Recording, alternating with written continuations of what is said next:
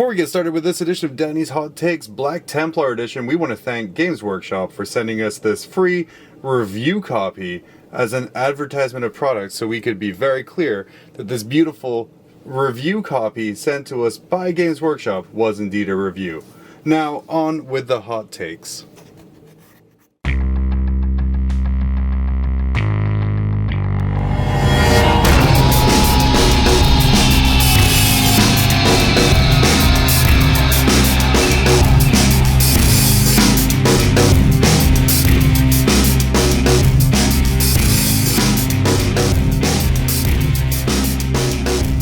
Welcome to another edition of Danny's Hot Takes. Today we'll be going over the beautiful limited edition Black Templar Codex. We're going to go over some of the rules inside of it. Naturally, the fluff is excellent, so if you haven't had a chance to check it out, please do. It's good. The artwork is really cool too. Let's get on to the rules. So the first section of the rules, this is obviously a glossary telling you where we're going to go, or a table of contents.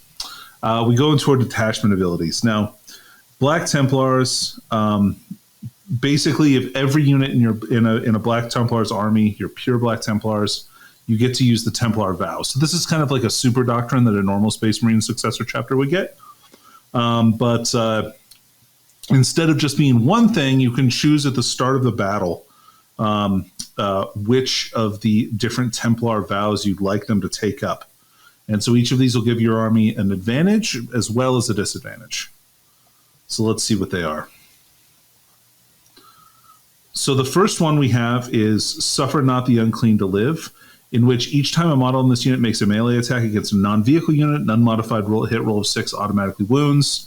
However, the disadvantage is each time this unit is selected to charge, the closest enemy non-aircraft unit that's within 12 and not in engagement range of any other Black Templars units from your army must be declared as a target of that charge. So this sounds at first pretty disadvantageous, but it's also units that are selected to charge, not necessarily units that they don't have to charge. They just, they can choose to. So it's a little bit disadvantageous if you have multiple units that want to charge into things, but it's pretty powerful. It's a pretty good ability. Now, this next one is one that I like. One of the ones I like the most. We have Uphold the Honor of the Emperor. This gives you a 5+ invulnerable save for all the models in your army. And anytime a natural 1 or 2 is rolled to wound, it automatically fails. The disadvantage is you don't get the benefits of cover. So I think this is a really great one in kind of a more vehicle-heavy army. Like, so if you're taking a lot of Redemptor Dreadnoughts, or I think it's good with Impulsors too, because getting a 5-up invul save on those is pretty neat for no cost. But this gives you a 5+ invulnerable save. Also, it works in combat. It's really, really good. I think this is super solid. The next one we have is Abhor the Witch. This is a once per battle in your first movement phase. If there are any enemy Psyker units in your opponent's army, until the end of the phase, add +3 inches of movement to the characteristics of models in your army, basically.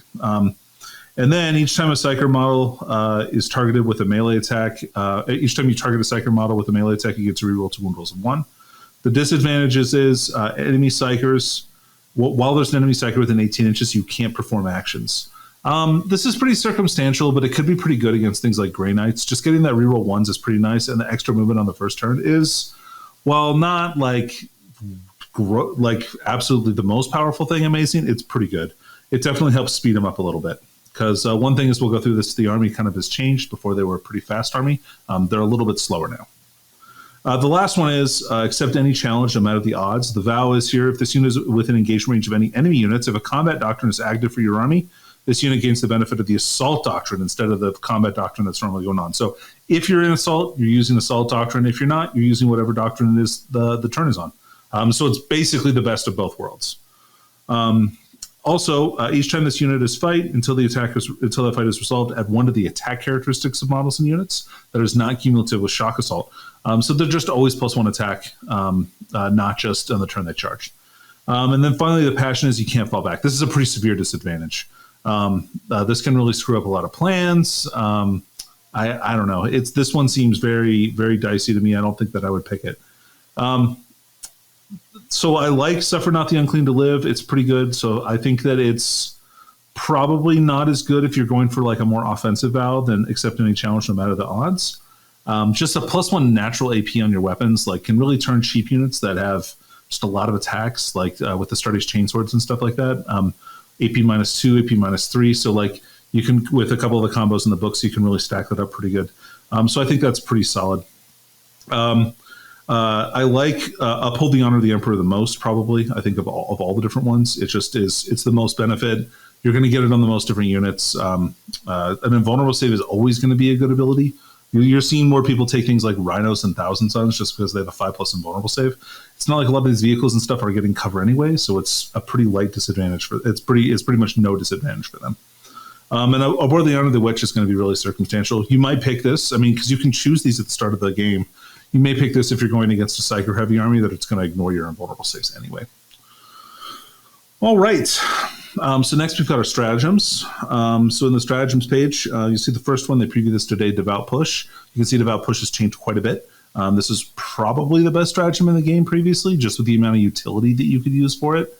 It's still it has a ton of utility right now. You can use it to like push, like effectively jump, shoot, jump, where you kind of like walking unit outside of cover or into cover next to an objective, shoot with them, and then use this to push yourself back out of line of sight. So they get kind of a jump, shoot, jump with it, which is weird to think of Black Templars as using their zealotry to be tactical, but hey, there it is. It also lets you get an extra pile-in move, which is nice if you're already engagement range. So you can tool it up so you can get a 6-inch pile-in. And for one, so yeah, 6-inch pile-in effectively, and then also a 3-inch consolidate. So not a bad one. I think it's really good. It's not nearly as good as it used to be, but it is good in different ways. You've got a Vicious Repost. This is 1 CP. Use this stratagem in the fight phase. Select a Black Templar's core unit from your army. Anytime a unit model in that unit dies, roll a d6 on a 5+. They take a mortal wound. You can do a maximum of 6 mortal wounds with this. It's I don't know. I just like the amount of utility that you're going to get out of that. With like kind of right now, the game has a lot of MSU units, so I don't know that that's going to be really good in those situations. But if you take some of like the big Black Templar bricks, which we'll look at in a second here, maybe that's a worthwhile one. But you're going to lose a lot of guys to do some mortal wounds. On average, to do 6 mortal wounds, your whole 20-man unit has to die. So, I mean, I guess it's just if you think you're going to get lucky. Crusader's Wrath, 2 command points. This basically means anytime you roll a 6 when you're in Assault Doctrine, you get to improve the armor penetration of attacks by 1. And this works basically for your whole army for that turn. All the different successor chapters, for the most part, have this that work in the doctrine that they're the most comfortable with, or that they get bonuses for. So you've got for the Emperor's Honor. This one's kind of interesting. This is basically the Blood Angel stratagem, where they get to like pick a character and they have to soak all the hits, except you only get to do it for a Black Templar's character versus an enemy character. But basically, if that character is in engagement range with your character and a squad, they have to target your character because you kind of like challenge them to a duel. So as Black Templars are wont to do, they're going to do a lot of challenging. We'll keep on that effect. It was worth victory points for them potentially. You've got Bombastic Delivery. Use this in your command phase when you select a Black Templar's chaplain to recite a litany. 1 litany the unit receives is automatically inspiring. So this one is like the out of sequence one that I forgot what the name of it is, but like the out of sequence one that they get in the Codex Space Marine book, where it's just you can't have done any of that turn, but you just auto do it. This one is super good though because it allows you a lot more versatility. You can use it after you've already inspired with a chaplain. So a Master of Sanctity can still do 2. You can just see if you get it, and then you're like, okay, well, I don't want to have to roll for the next one. I just want to make it happen. You can make sure and pay 2, and that just does it. So he gets to do 2 things. It's a really, really good ability stratagem. So we've got Reverend Repositories. This lets you give to a sword brother, so like a veteran sergeant. It lets you give him a relic. So specifically, you can get Witch Seeker bolts, a Sword of Judgment, the Skull of the Cacodominus, Mastercrafted Weapon, or Digital Weapon for a squad sergeant, which is pretty nice. You got the Heir of Sigismund. This basically gives you double Warlord Trait on a character. So that's a That's a great stratagem. Really, you can buff a character to be super violent, which is what we want from our Space Marines. Just a bunch of hyper violence, right? The next one, Champion of the Feast. I think this one is super cool, and I think it actually will get taken a lot. I think this is a very powerful ability potentially. So you get to pick a Black Templar Sergeant or Sword Brother model, and they get +1 attack and wound, and then also improve their weapon skill by 1. That's awesome. So like a Terminator Sergeant with 4 wounds, like already that's going to be an annoying model to get rid of. But there's a bunch of ways that you can make sure that he's much better than that. You've also got Abhor the Witch, the classic Black Templars deny stratagem. After they manifest a power, you can auto stop it on a 4+ if they're within 24 inches of any Black Templars units. We've got Tenacious Assault. This one is if a infantry or beast unit with an engagement range of Black Templar unit tries to fall back on a 4+, it can't. So it's only one of the falling back units, not any unit that falls back from that particular unit, which makes it a little bit more dicey. I mean, it's going to be a true 50-50 shot of stopping someone from being able to fall back from you. So I can see this kind of being limited. I mean, if you feel ballsy and like you want to try that 4+, by all means, but I don't know that I count on that all the time. We've got Strength and Conviction. So this allows you to select a Black Templar's core unit. They get OBSEC. Awesome. This is a great stratagem. Just lets you get to pick a unit that's core, make sure they get OBSEC, so you can like throw a unit of bikers onto an objective. You don't have to have a character around them with Rights of War to give them OBSEC. They can just get it naturally for 1 command point. I think that's a really good, really powerful stratagem. It can screw over some armies pretty hard. Like a Dark Angel's army or something like that that's taking the I'm going to stand over here in the corner objective. We've got the Emperor's Will. So this allows you to select a Black Templars unit that advanced, and until the end of the phase, they can shoot with but only make shots with pistols, rapid fire, and assault weapons when they shoot, but they don't suffer the penalty to hit for shooting assault weapons. Kind of cool, I guess. I don't know. I think it might be, again, kind of one of those circumstantial things. For 1 command point, potentially being able to advance and fire, like get into rapid fire range, might be cool in some situations, but I don't know. That seems like it might be a little overrated. I guess you can use it on like Plasma Scepters to automatically make sure they hit on 3s. That's pretty cool, I guess. I can see it in that situation being a pretty good ability. Next, we've got Shock and Awe. So this one is for Black Templars Crusader. After the Crusader moves, guys can get out. They can't be selected to move again that phase. So that means that they can't get out and then move and then charge. They can only get out and charge. So they can still charge, though. So that's the important part to remember. They're still charging allowed.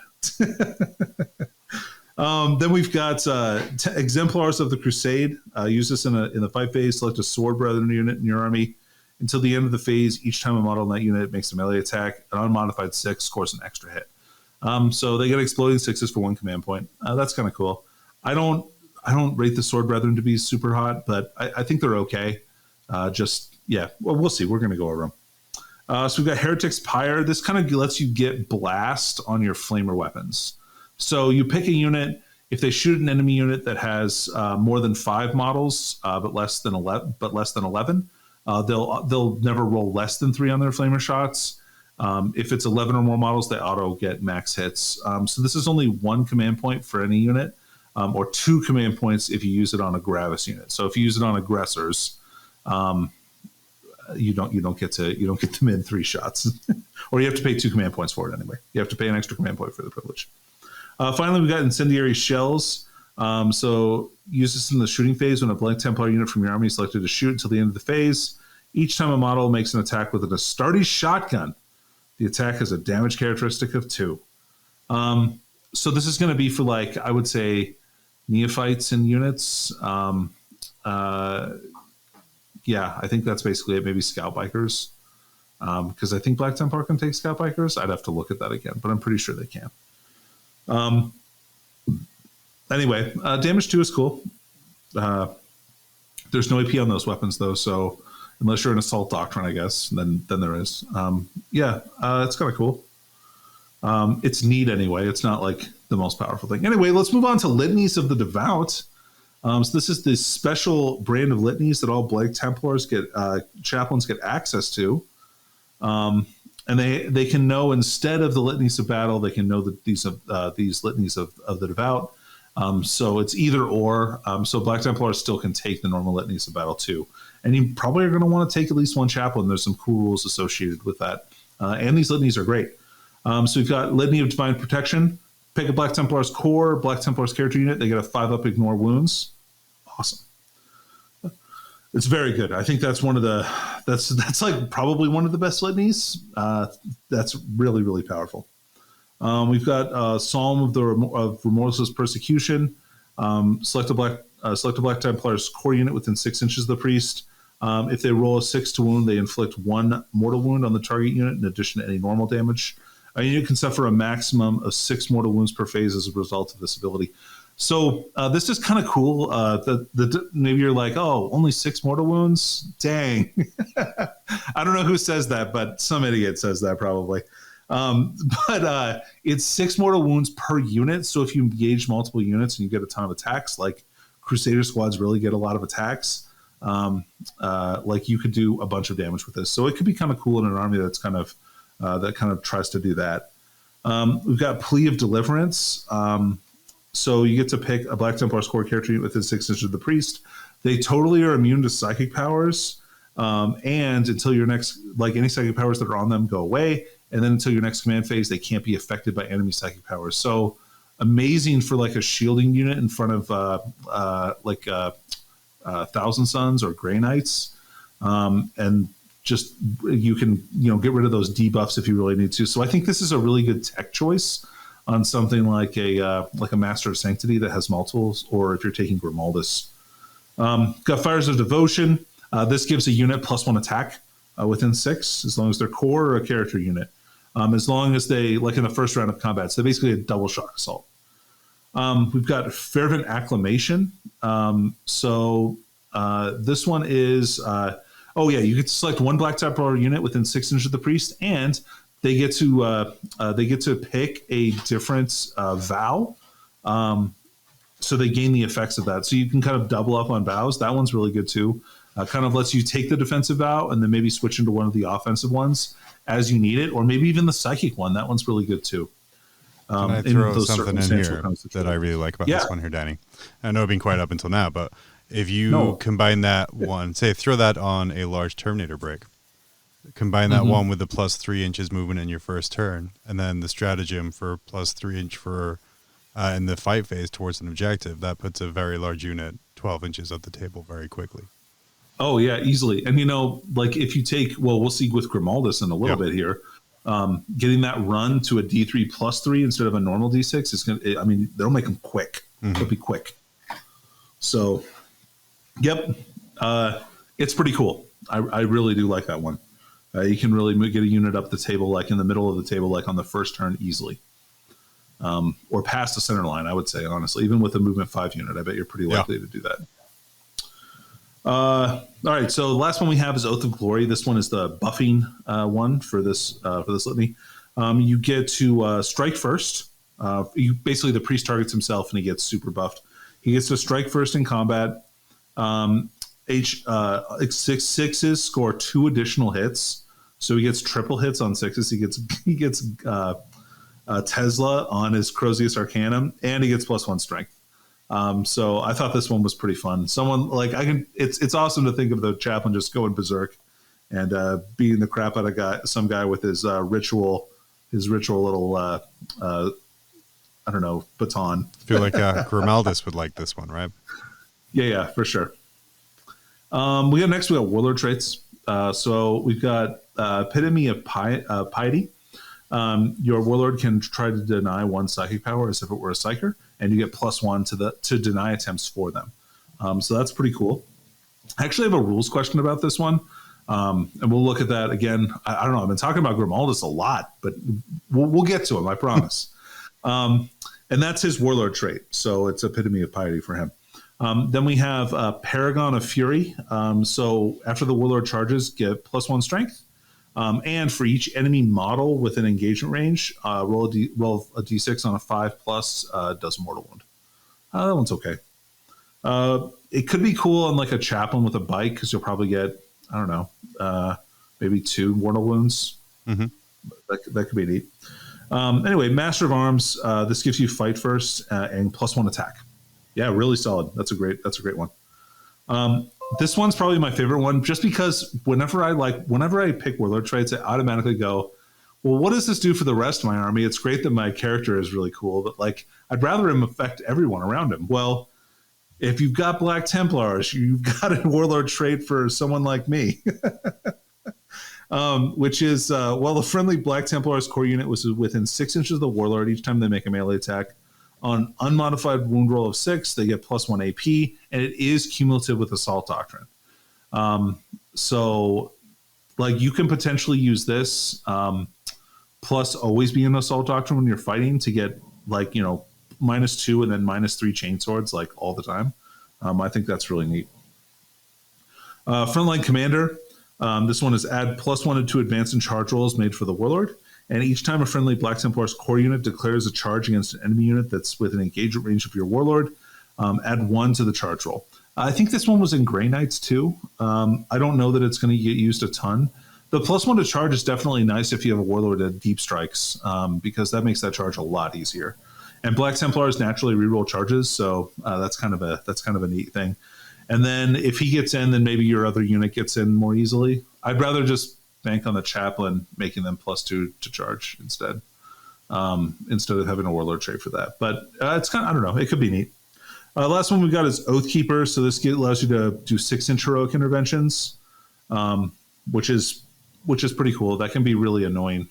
I can see that being really good for like a what are they called? The Justiciar. Like just to get in there and then make a unit strike last is pretty nice. Oh yeah. So yeah, I like that part. Hellbrick has frontline commander, so that's the +1 charge one. It's to me that's kind of too bad because I wish he had like any of the other ones. Kind of. I don't know. Yeah. But he's still cool. You should totally look at Hellbrick. I think he's almost an auto take in the army. So for relics, move on to those next. We'll start with the ones that the Black Temp. These are like for real relics. So these are the ones that instead of Wish relics. Instead of pretend relics. Ordered from Wish.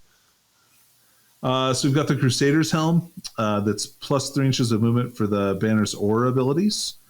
And in your command phase, pick a unit within 9 inches, and they get to be an Assault Doctrine. I think you almost always take this one. It's very good. Then we've got Witchseeker bolts. So this is one that you can give to sergeants. Each time you get to shoot 1 shot with a bolt weapon. When you shoot a Witchseeker bolt, you can ignore Lookout Sir if the target is a Psyker. And if you hit a Psyker, it does D3 mortal wounds in addition to whatever the damage is. Maybe it's cool on like... No. It's real meta dependent, right? It's kind of cool on the Phobos Captain maybe, because doing like D3 damage, because he's only shooting 1 shot anyway. He's doing like D3 mortal wounds +3 damage, and maybe he's got a Warlord trait that gives him +1 damage on the shot. So like he could like ace any Psyker that he hits. That's kind of cool. I like the idea of that, the Psyker Hunter. Until you get to games 2 and 3 and there's no Psykers in that armor. Yeah, then I'm like, oh, Admech. What? Dang it. All right. Then we've got the Aurelian Shroud. So this one is really good. Once per game, at the start of either player's command phase, you can pop the Aurelian Shroud. Then until the start of your next command phase, the bearer has the following ability. A 3-inch aura of 4+ invulnerable save for the unit, not the model. So you could stretch a big unit out and kind of get him in the back there too. This one is really good. It's I don't know. So I think it's marginally less useful now that the Vow can give you a 5+ invul, like on your Redemptors and stuff like that. Because I know I saw a lot of Black Templars armies that had like triple Redemptor in it. So Yeah, maybe, I don't know. I mean, that could be that could still be good in that situation. 4+ is a lot better than a 5+. Sometimes. Do you like that? That's odds, John. It's like 13% better. Yeah, it's like a little better. Yeah. So we've got then we have the Ancient Brevary. So this is for a chaplain model. Breviary. I'm sorry. Chaplain model. Each time you roll to see if a prayer is inspiring, roll an extra d6 and discard the lowest. So like a chaplain with Wise Orator, like a Master of Sanctity with like Wise Orator and Ancient Breviary, like doesn't really fail unless you double ones it. So if you don't get Snake Eyes, you're going to get your prayer. So really good way to make sure you're getting those prayers taken care of. Next, we have Skull of the Cacodominus. So this is an aura. All psychers are within 12 or -1 to cast powers. You'll perils on any double instead of a double 6. And once per battle, at the start of your opponent's psychic phase, the bearer can raise the skull. When it does, it becomes an 18-inch bubble of -1 to cast. I like it like it's a 90s cell phone that you have to raise it higher in the air to get a signal sometimes. It's just like a brick phone with the skull in it. Oh. Okay, so hold on. So those ones are relics as well, the Aurelian Shroud? Yep. Okay.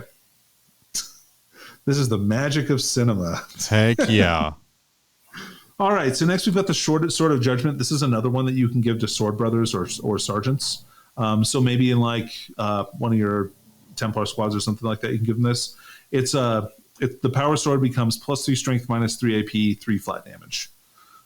So pretty cool. That's like better than a Thunderhammer in a lot of situations. We've got Adamantine Mantle. So this is a 5+, feel no pain. Artificer Armor is a 2+ armor save, 5+ invul.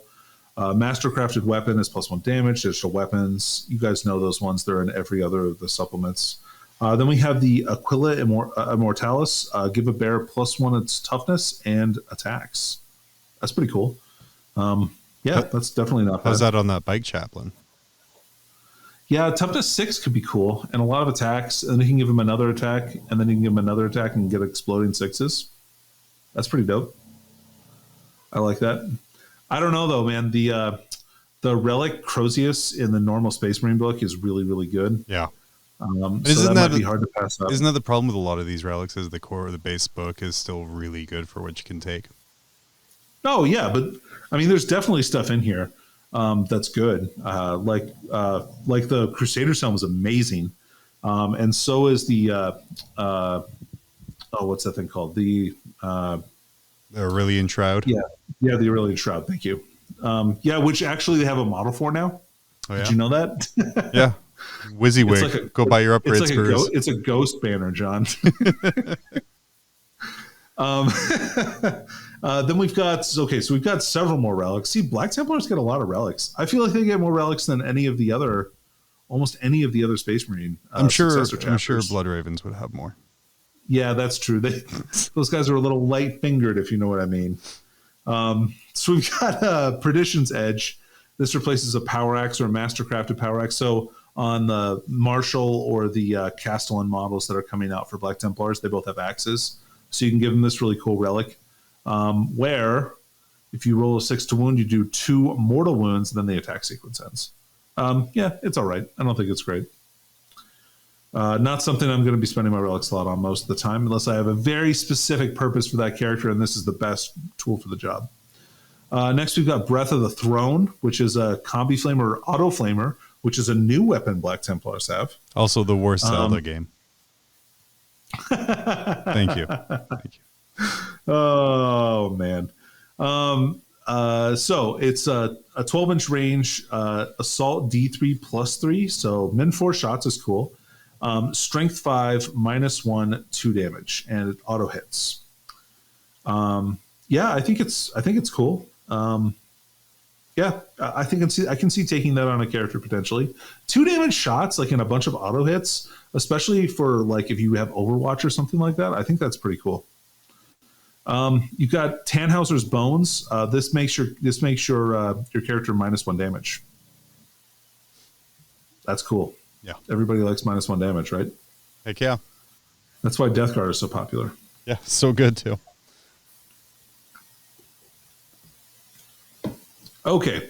Next, we come to this special section. This is kind of the special rules that Black Templar get overall. Each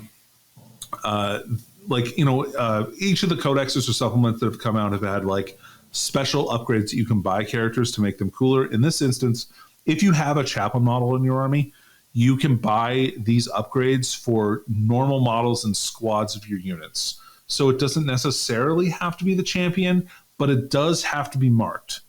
So just make sure that if it's not given to the champion, which I'm kind of surprised, I don't know why people wouldn't do that normally. So yeah, why would you put in another character? It doesn't really make sense. Like the sergeant's going to be the last guy. The only one that you might want to put on is the flamer, because sergeants don't normally have those. So anyway, they all cost points. So you can see they're between 10 and 20 points. And they are varying levels of useful. I think that there's some really cool use in these for like equipping a sergeant of a relatively tough unit, like maybe Blade Guard or a Terminator Sergeant, and then upgrading them with that with the ability or the stratagem to give them +1 weapon skill, +1 wound, and +1 attack to make them kind of like a mini hero inside of that squad. You can make that character very good. And don't forget that you can always bring that character back every turn with an apothecary or that champion. So like that's potentially a really tough model to get rid of. As you can see from some of these. And excuse my greenness, if you bring a character back, does it come back with all the upgrades that it had before? Now, that's debatable, but there's nothing in the rules that say that you don't get those abilities that you bought for them. That's my only thing for that. Because I mean, I think and I can totally see that. I can totally see potentially GW saying that, like in an FAQ, that they lose their relic. I'd be surprised if they lost their statistic bonuses, though, that you got through a stratagem, because that's kind of like intrinsic to the model, as opposed to a relic, which you could perceivably drop on the ground. Anyway. As you're melted for the 5th time. But he got better, John. Oh no, my seal. He looks like what he would look like is like a big mummy, like at the end of the battle, I feel like. So we've got Light of the Emperor's Grace, which gives +1 leadership characteristic to all the models in the unit. And the model has an aura 12 inch within 12 inches. Psychers are -1 to their tests. Yeah, that's cool. I can see that being okay. Just like being able to put a -1 to psychic tests within a 12-inch bubble, like on a deep striking unit, could be kind of cool.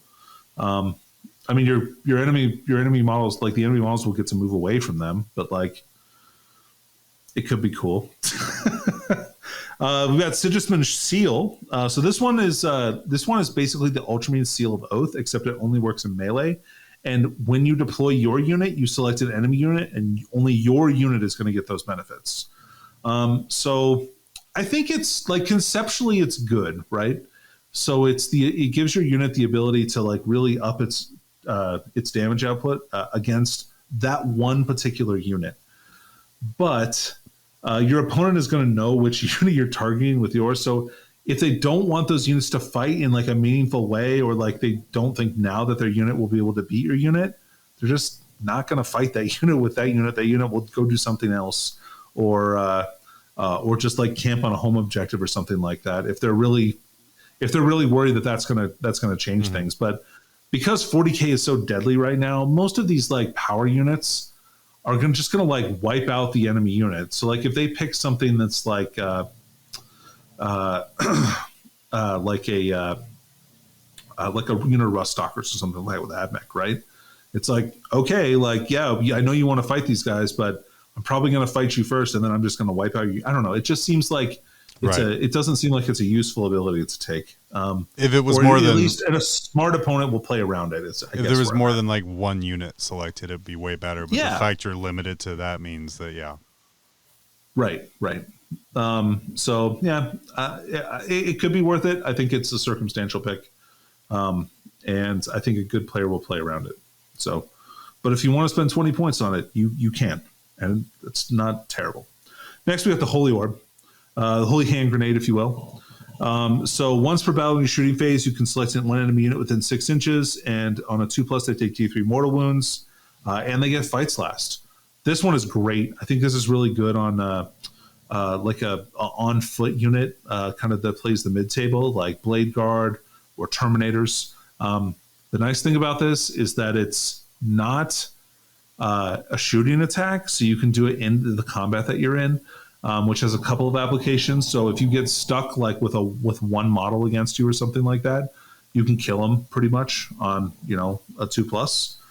So that can kind of get you out of combat potentially. But really, the huge benefit here is just being able to get that targeted Fights Last on your turn, which is great for a unit that the enemy mistakenly piles into or something like that.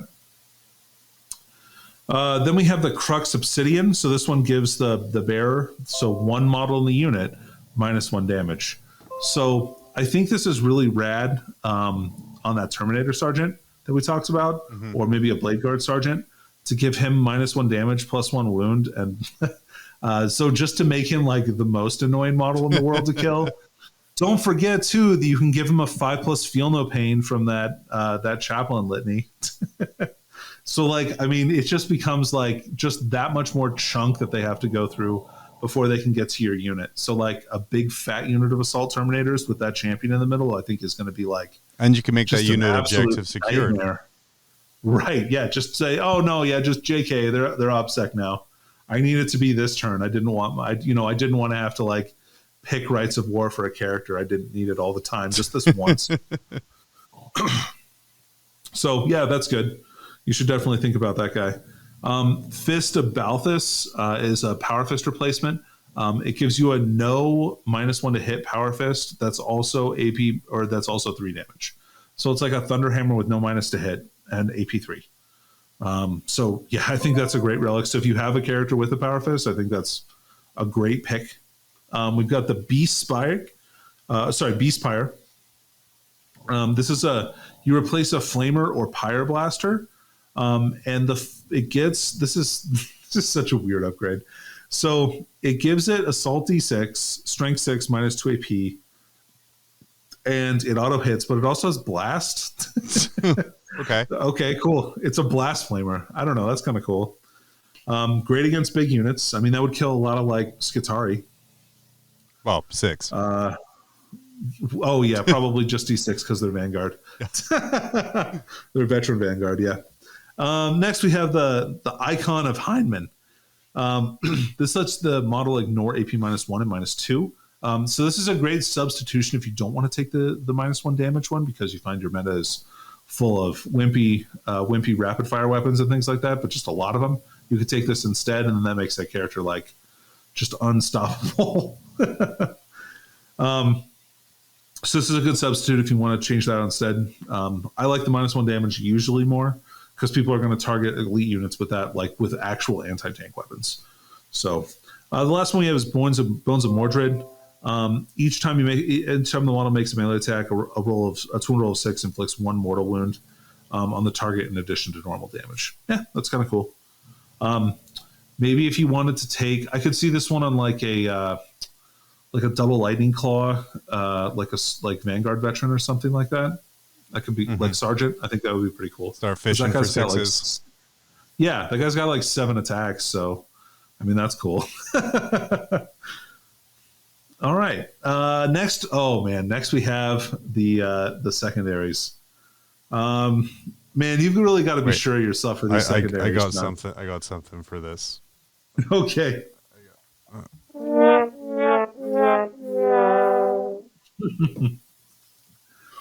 Yeah. So see, we're not shills. Bathe your blade in the blood of your foe. So this one is basically the same as Sword of Sanguinius, the Blood Angel secondary. You pick a Black Templars character, he issues like this challenge, and your opponent picks a character of theirs, and they accept the challenge. And so then you get bonuses based on that happen. So if you kill the character at all, you get 5 victory points. If you kill the character, in melee, you get another 5 points, and these are all cumulative. If you kill the character with the character who issued the challenge in melee, you get another 5 points. So, can I tell you my big brain play to avoid this, by the way? Yeah, what's that? I'm going to pick my worst character, and I'm just going to run him solo up the field as fast as he can, because then you'll get 5 points, and that's it. Oh, you mean like just charge him into combat with like normal dudes and they ace him? Well, now, John, if you do that, if you do that, then I'm going to get 10 points out of this. Well, it says your opponent picks a character, right? Yeah. So I'm just going to, I'm going to go for shooting attacks or psychic. Well, I guess psychic attacks don't matter, but I think there's ways to game it where you're not necessarily or going for. You can also just like run your character away in the very back of your army and shield him out, and then or put him in reserves. Sure. Oh no, you can't start the first command phase. Never mind, I can't cheat that way. Damn it! I'm giving. Oh yeah, you're right. Yep. I'm giving up 10 points, but you failed. All right. Yeah. So I mean, if you feel like you're going to get him in melee, like I think that's cool. But I mean, you want to try and get him. So like shoot him is like a last resort. You don't want to do that. Anyway, so next you've got allow not the worship of unclean idols. So you score 4 victory points at the end of the battle round if you control one or more objective markers that were controlled by your opponent at the start of the battle round, and a Black Templar's chaplain unit from your army is within range of the objective marker. Okay, hold on. I need some way more conditions to try and get 4 victory points. This is if I bothered or had time to edit, I would put like the little math symbols all over the screen while you were reading that one. So again, as an opponent, I just kill the chaplain, and then you can't score it. Sure, that too. That's definitely a pretty good idea. This is what Adam Camilleri refers to as like asking the question: is the juice worth the squeeze? And this is a lot of squeezing to get a very small amount of juice. So maybe if you're trying to submarine your way to the next round, this is a good secondary to take. Like, I tried so hard. Some victory points. Yeah. Oh, look, I tried. It was just impossible. Sir, you didn't even take a chaplain. But if you're playing Black Templars, you're gonna take a chaplain because those are like I don't know. Yeah. Anyway, the last one. Oh man, this one's so long. Carry out your vows. So you select the secondary if you selected any Templar vows. So you have to be pure Black Templars, which obviously I don't know. You have to be anywhere, choose right? Not to take a vow, right? You can choose not to have a vow if you don't want one. So yeah, I mean that's being real stubborn. Some real third edition Black Templar player action on that one. I think it's a real bad idea. All right, so there's a progressive and then an end game component to this secondary. So the progressive is score 4 victory points at the end of the battle round if the number of enemy units killed by Black Templars units from your army in melee is more than the number of Black Templars units killed this battle round. You can score a maximum of 12 victory points from this progressive objective. That part alone is so hard. So I just need to kill, as an opponent, I just need to kill more of your units by shooting them and fighting them than you do by just fighting them. Right. Cool. Yeah, I think that's very difficult. I guess if that's the Black Templars' MO the whole time, like that's what their army is designed to do, like just to fight, I guess I would think about it, I guess. I mean, I guess it pairs well with like the vow where you don't fall back. You don't let it, you can't fall back, or the strat where you don't let an enemy unit fall back, or just ways to keep your guys locked in combat in a way to kind of keep them protected from shooting. But then, But okay, so check this out. Why would I take this and not grind them down? Because you have a very well painted 3rd edition Black Templar army, and you've been waiting for a very long time. The kids are gonna know it when I play because I'm gonna have the most Black Templar objectives that you've ever seen. Anyway, so there's actually a second part of this secondary, John. We're not even done with it. We're like halfway. Well, 75%. It's the last 3 points. Yeah. Okay. Fair. It's 80%, isn't it? No. Yeah, it's 75. All right. So we've got score 3 victory points at the end of the battle round if any of the following apply. if you have Suffer the Unclean to Live vow going, and an enemy warlord model was destroyed by a melee attack by a Black Templars character unit, get 3 victory points. Cool. I wish I would have taken Slay the Warlord.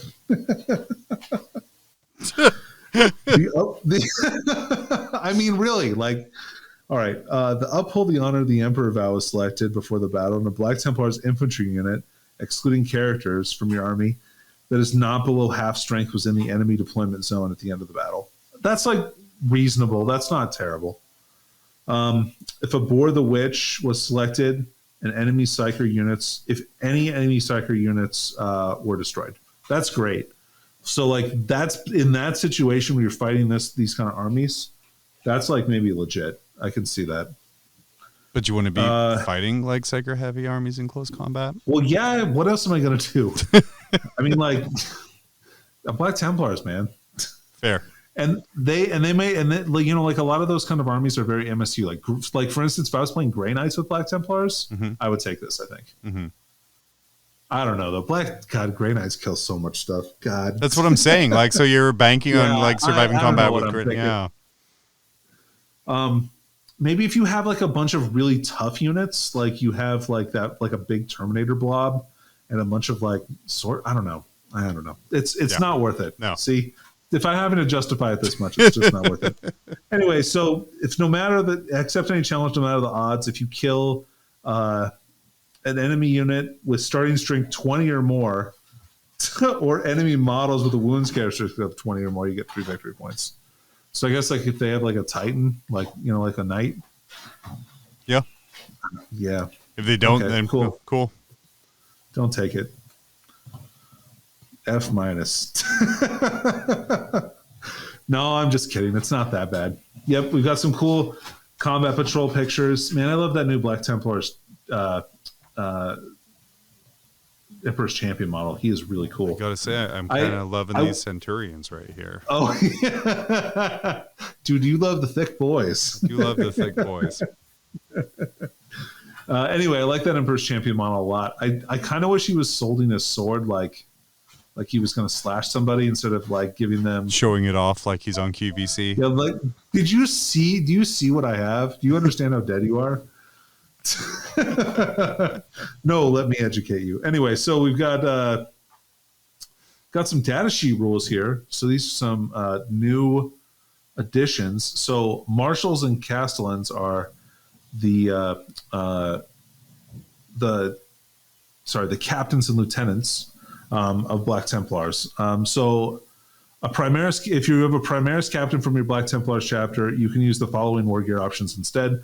Basically, he can take the Auto Flamer and a Mastercrafted Power Sword, or an Auto Flamer and a Mastercrafted Power Axe, or instead of the Auto Flamer, you can give him a Plasma Pistol. So he gets a couple more options. Nice that they get a Mastercrafted Power Axe. Nobody else, no other Primaris models really have gotten those except for the Space Wolf. And the Space Wolf, kind of going against what Warhammer community was saying this week as well, when people were asking if it was a Primaris model or a Boomer Marine. This is specifying that they are Primaris. Yep. A Primaris Lieutenant is from Black Templars chapter. You get some additional things. You can give him a heavy bolt pistol, a Astartes chainsword. Oh, that's the normal. Oh, the Autoplasma. You can give him an Autoplasma and an Astartes bolt chainsword or Mastercrafted Power Sword, which is pretty cool. That's definitely a pretty nice upgrade there. And then there's the Black Templars Armory section. If a Gladiator Lancer, Reaper, Gladiator Valiant, Impulsor, or Repulsor Executioner is from the Black Templars chapter, you can use the additional following war gear items. If you don't give it an Iron Hail Stubber, you can give it a Multi-Melta. Nice. Real good. Yeah, if a Repulsor is from Black Templars, instead of an additional Iron Hail Heavy Stubber, it can be equipped with a Multi-Melta. So I kind of like them on Impulsors. I think that's not bad. Because you were working before a different chapter, but like a little Impulsor Rush action. Yeah. So if you have a bunch of little Impulsors with Multi-Meltas flying up the field? Yeah. Yeah, so you give them a multi-multi, you give them one of the shooting weapons, right? And then you take the vow, so they all get a 5+ invulnerable save too.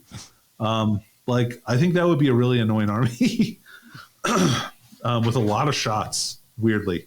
Anyway, let's move on to some of these data sheets because these guys F, John. They do. The F and the A. Oh, man. So first we've got High Marshal Helbrick. So homie's got 8 wounds. Very tough. I would have to think a couple of those are ablative servitor wounds. Yeah, I feel like they're the polishing servitor is like 6 of those wounds. That dude's stacked. Anyway, so we've got he's got his special combi melta, which is being held by a servitor. He's got Ferocity, which is a normal bolt rifle. So rapid fire 2, strength 5. Oh, no, that's not normal. Why is it strength? Anyway, strength 5. Cool. The bolt rifle portion is strength 5 for some reason. And then the melta gun is normal melta gun, but it's basically always in melta range. So it always gets +2 damage. So just a nice add-on for that character.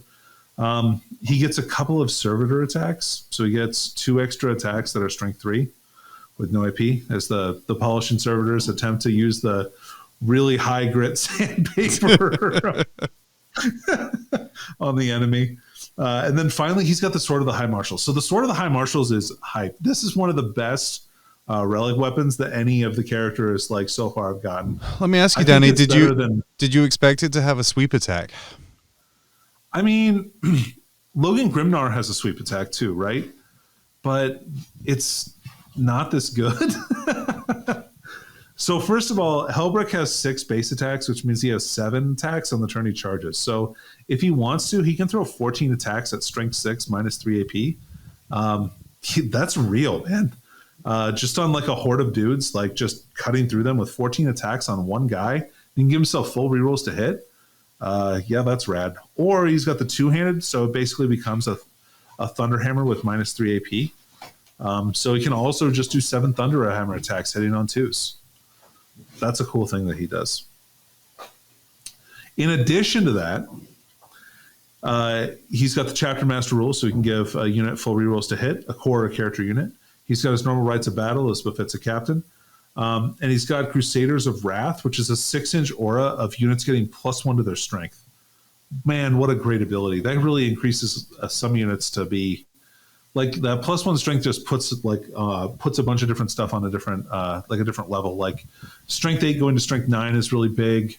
Potentially going to strength 6 is really big for a couple of different reasons. So like just that break point is really nice, and not really having to do much for it. Just stay within that aura. Yep, he's great. Next we got Grimaldus. So Grimaldus, man, you brought him up a couple times already. Yeah. Yeah, so he's an interesting unit. First of all, he's a 4 model unit.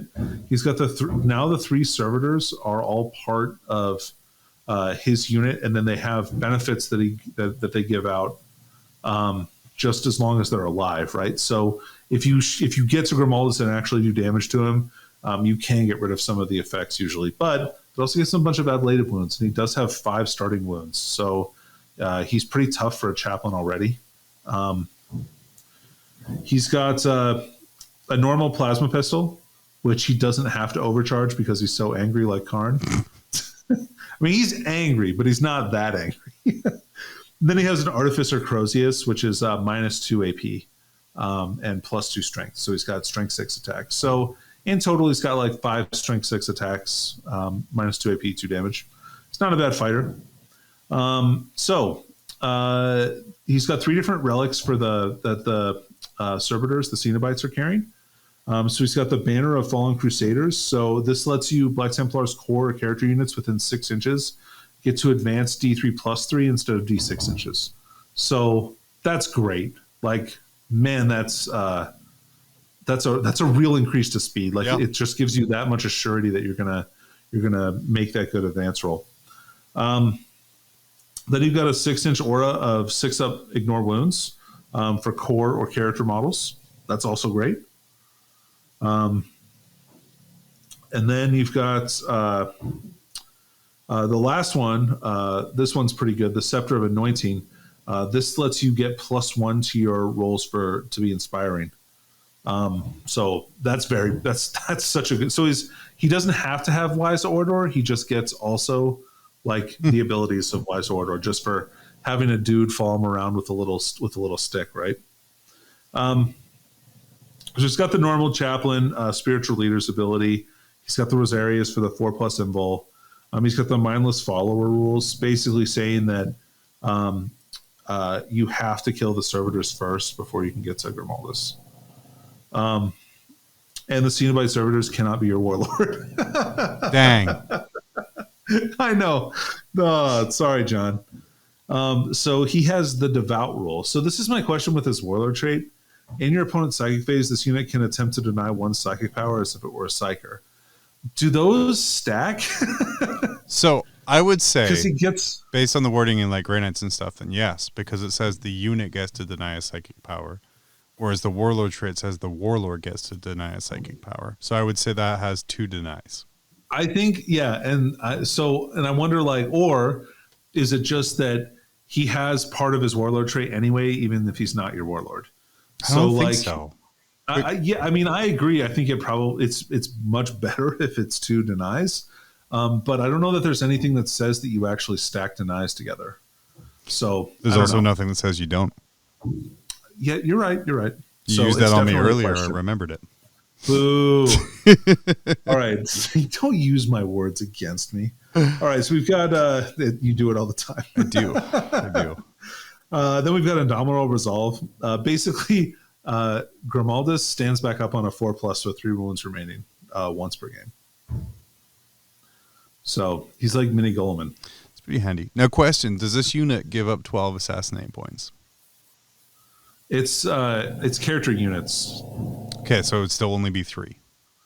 I think it only gives up 3. Okay, good, because that was my thing. Like looking at it, was like 4 people in there, 4 characters. Yeah, 4 models. That would be a lot of points for one dude. Mm-hmm. And he can recite 2 litanies. That's his other deal. That's it. Next, we're on to the extremely Chad Emperor's Champion. Look at that chest plate. I know. It's so thick. So he's a 5 wound Space Marine character with 5 attacks. He has the Black Sword, which is which also has a sweep and a sweeping blow. Thrust. Right. Is that what it is? Yeah, thrusting strike. Yeah, in sweep and thrust. So the sweeping blow is 2 attacks per, +3 strength, -3 AP, 2 flat damage. Or he gets the thrusting strike, which is essentially a Thunderhammer with -4 AP. He is -1 to hit with this though. But yeah, that's a pretty baller attack. Yeah. So he's got a bunch of special rules though, which make him pretty cool. He's got the Armor of Faith for a 4+ invulnerable save. He's got a skillful parry, which makes him -1 to hit in combat. If he attacks a character model, he gets to re-roll to hit and to wound rolls. That's really good. That's really awesome. That's either a lot of attacks at a small character, or a bunch of big swings at somebody with, or if you got into multiple characters at the same time, the damage, the carnage, John, the sheer carnage. That works really well with that secondary that I was trying to avoid, right? If you put your Emperor's Champion up against one of guys, even baby swings, that's like, 12 attacks on the charge, strength 7, -3 AP at 2 damage each. There's not much that's going to survive that. No, it's so many, John. Yeah. Yeah. So so that's rad. Also, if he's in an engagement range of any characters, he gets fight first. And he gets to 6-inch heroically intervene, and he doesn't have to go towards the closest enemy unit. He can just go closer to the closest character. He seems real good. He's rad. Don't forget that you can also give him a Warlord trait, and you can, there is a rule in the Warlord traits that basically say something to the effect of that he can pick whatever Warlord trait he wants. Apart from number 6, which is just the same as this. Yeah, but what if he had double strikes first, John? Then you could never strikes last time. I don't want to read the FAQ GW would produce for double strikes. Think about that for a second, John. Think about it for a second. So yeah, you can give him +1 strength. There's a bunch of good ones in there. Also, this is really weird. They have this rule in here because I'm not sure why. I don't see, like, it seems like he's still, like, you can only ever have one. He has a rule that says that, but they gave him a rule where you can't give him relics. I mean, I guess somebody might think, well, there's multiple Emperor's champions. Of course I can give them, relics. He already has one. It's right there. It's the Black Sword. Yeah, it's the Black Sword. And the Armor of Faith is good too, man. 4 Bimble and 2+ armor save. He's nothing to sneeze at. And he's Primaris too. So, like, he can transhuman. So he can be tough. Next, we've got the Primaris Crusader Squad. Now, this is a brand new unit. I think a lot of people were really excited to see this. We've got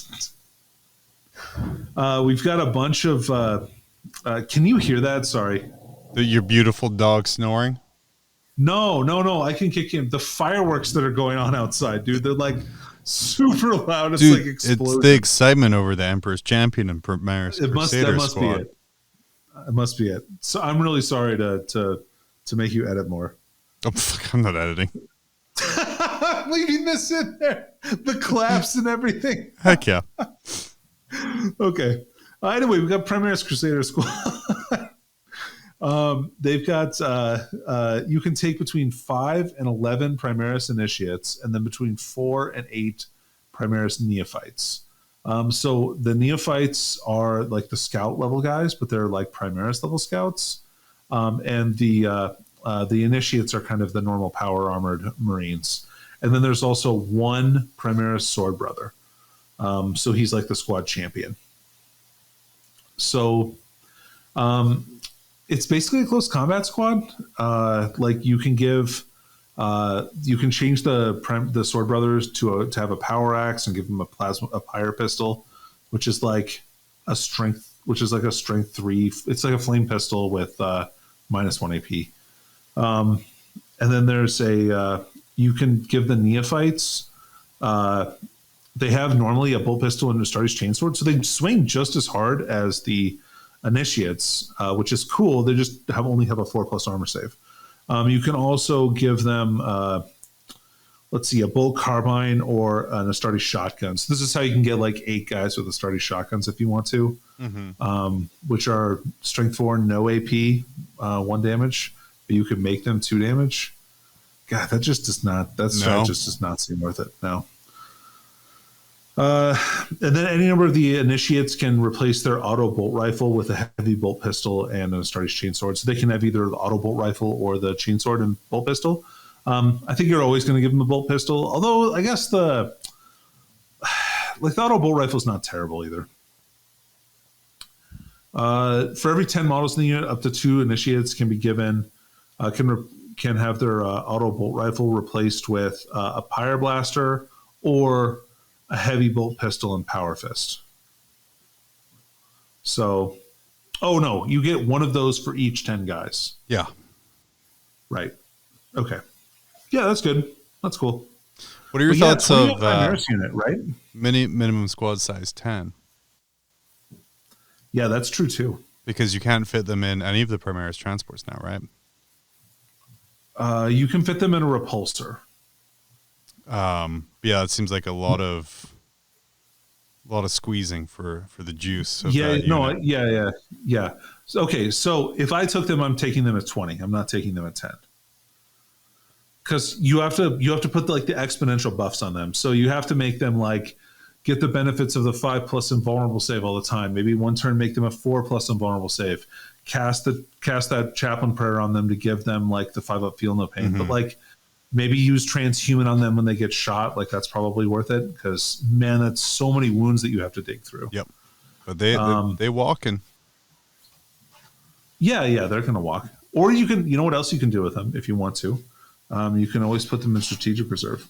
And then just say, here's 20 more, here's 40 wounds of Primaris Marines you have to get rid of. Have fun. With 2 flavors. Yeah. Vanilla and chocolate. Then we've got the Crusader Squad. Nothing really to see here. I don't think the squad has changed at all. Nope. Yeah. If you have neophytes, you get smoke screen. That's rad. Yeah, that's kind of cool. So they can pay 1 to give them -1 to hit. It's almost worth like just throwing 1 in there just for that. Yeah, that's not bad. I mean, you want to take some anyway; they're cheaper. All right, so then we have the Primaris Sword Brethren. Man, what a cool unit, right? Lightning Claws. Yeah, the Lightning Claws look cool. They're like Wolverine claws, right? Yeah. Yeah, they're cool. These guys get a bunch of different equipment options. Basically, for every 5 models, 1 model can get a special combination of stuff, like a Thunder Hammer, 2 Lightning Claws, Power Axe, a Maul, a Plasma Pistol. They can also trade out because they come naturally with chain swords. You can give them power swords. Mm-hmm. I have a hard time rating these guys as being good. Like, they're elites. They don't have any toughness bonus over a normal unit. Like, they don't have access to Storm Shield, so they're not quite as good as Blade Guard. They have 1 special rule. They have Vow-Sworn Bladesman. While any vows are in effect for them, they get to ignore the disadvantage. So that's pretty cool on the extra fighty ones. Mm-hmm. It makes them okay for that. But really restricted weapon options like this, where you're not allowed to kind of double up on weapons. So if you could 100% Lightning Claw or do 3 or 4 Thunder Hammers, then it's a different story. Then let's talk, baby. Let's look at this a little bit more. But having to spend 10 minutes of my fight phase separating weapons to roll out stuff, especially when you mentioned you have Blade Guard and the Space Marine, Elite section is not a place where it's a desert for choice. Right. And we'll look at their points. Maybe their points aren't terrible. I don't really remember off the top of my head how many points they are. But just the rules just make, make it seem like a questionable choice. Classic piece of artwork with that beautiful Primaris Castellan there. Right there. Yeah. See, look, guys, Primaris have been in the setting forever. Even John Blanche was making them. And then of those points, so you have Grimaldus at 140 is a steal. The Emperor's Champion at 100 is a steal. Yeah. I think Hellbreak at 160 is a steal. Yeah, for sure. Sword Brethren are 22 points a model. So you're looking at compare them to Assault Intercessors, because they're basically Assault Intercessors with +1 attack. You're looking at 3 more points a model for an extra attack. I mean, that doesn't seem worth it to me, especially since they don't have any means of locomotion, and even Assault Intercessors are not the greatest units, right? Right, for sure. And then that Primaris Crusader Squad, 19 points for the big boys, 16 points for the neophytes. Oh, because they have to pay for the... They have to pay for their guns. So auto bolt rifles are 1, power axes are 5, power fists are 10, power swords 5, pyre pistols 5, and pyre blasters are 10.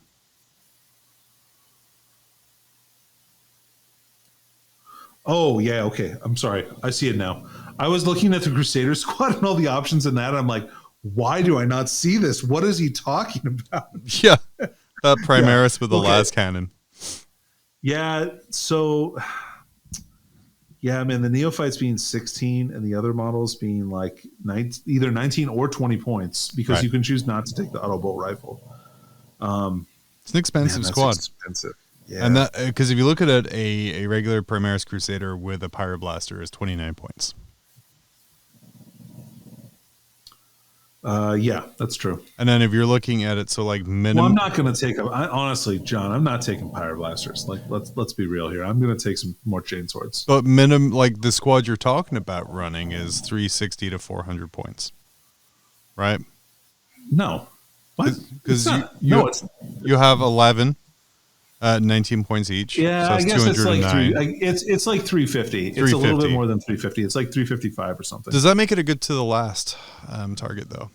Maybe. Yeah, can you imagine trying to just get through those guys if they're camping on the home field? And if you do those upgrades for the relics to make one really hard to come back, you add a apothecary for models to keep coming back to that squad. I mean, like, so think about this, John, for the same kind of, like, all right, is this squad equivocable to, like, a 10-man Terminator squad? Because those are roughly the same points. Right. So, and I don't know. They're pretty pricey. Yeah. Because the way you're describing the book and the way we've kind of looked at it here is you do want big blocks. But the points on it, and especially kind of the meta being what it is right now with MSU. Yeah, I guess, like, if the meta ends up changing soon for some reason, I can see this being a choice. But I kind of agree. I agree with you. I don't think these are anything to write home about right now, because everything is so killy, right? Yeah. Like, they're just going to die. So I would stick. Yeah, I think Marines are just better served right now with, like, incursors and interceptors or whatever. So infiltrators. Sorry. Essentially, for me, Black Templar is going to be a Marine army with Halbert, Grimaldus, and the Emperor's Champion as HQs. I feel like, or you might take two chaplains. Oh yeah, and chaplains to get like, instead of an Emperor's Champion, or maybe in addition to an Emperor's Champion. I feel like their characters are pretty good. Like, you can definitely buff one Marine character to be insane, and so you could have, like, the Emperor's Champion, Helbrick, and that insane character, and do a little bit of Hero Hammer. Also the multi-melta being 20 points makes the Impulsor like 105 points.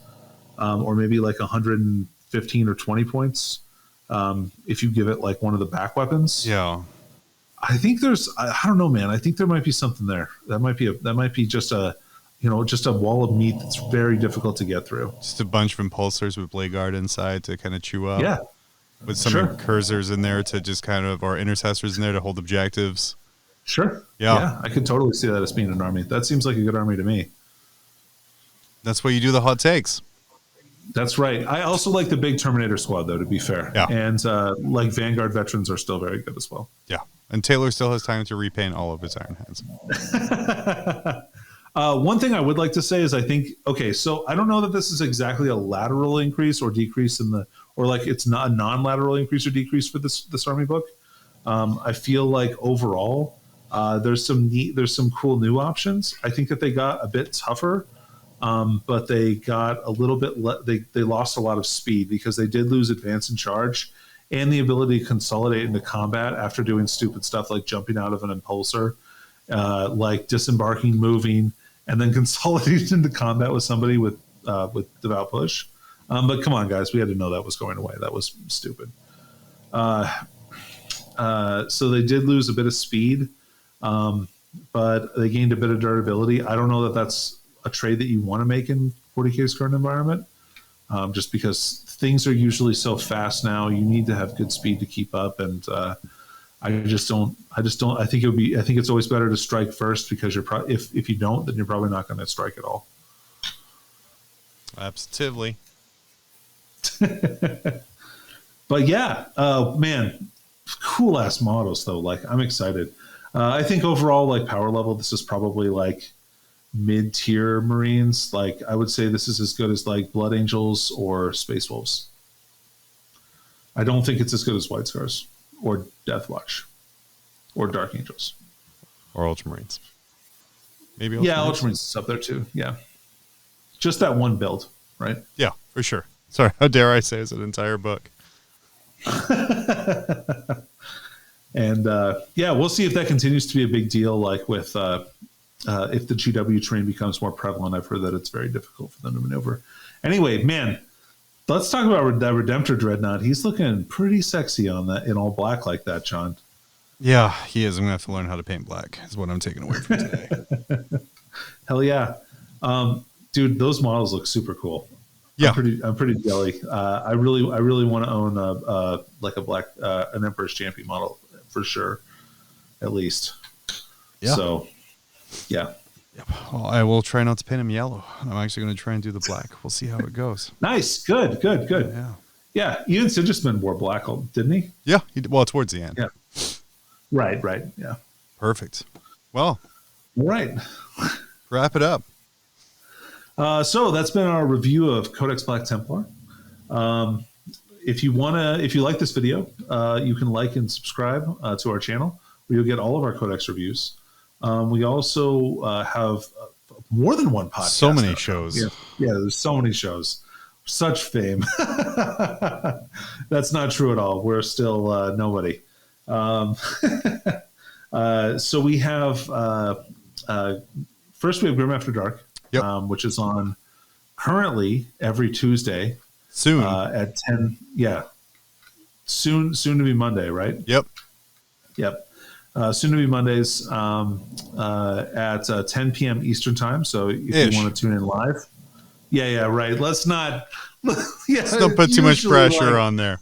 It's usually like 10:15, 10:30, but we get on every week, John. We talk to a guest. We do. We're best enjoyed live or over video. We have a new guest every week. We make some terrible jokes, including hating on these guys, which has become quite the bit. But I was proud. I didn't even mention that once here. I am too, John. You managed to really rein in that hatred. Yeah, I did.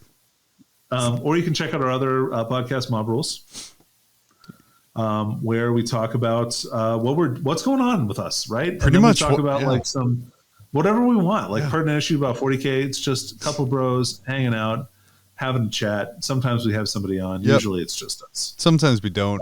But it has, since we started Grim After Dark, being mostly just us talking. Last time, our Warhammer 40,000 podcast had Val Heffelfinger on, and we talked about Warhammer Fantasy Battles for an hour and 16 minutes. Hell yeah. It was awesome. It was great. All right. Well, thanks for tuning in, and we'll see you guys next time.